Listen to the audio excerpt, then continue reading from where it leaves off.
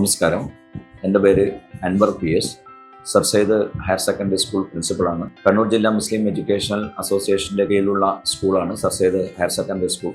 ഏകദേശം ഒരു 20 വർഷത്തോളം ആയിട്ടുള്ളൊരു സ്വപ്ന പദ്ധതിയാണ് നമ്മുടെ സ്കൂൾ മുറ്റത്ത് ഒരു റൂഫിംഗ് ചെയ്യുക എന്നുള്ളത്. നമ്മുടെ കുട്ടികൾക്ക് വളരെ ഉപകാരപ്രദമാകുന്ന രീതിയിൽ ഒരു റൂഫിംഗ് ചെയ്യുക എന്നുള്ളത് നമ്മുടെ ഒരു സ്വപ്നമാണ്.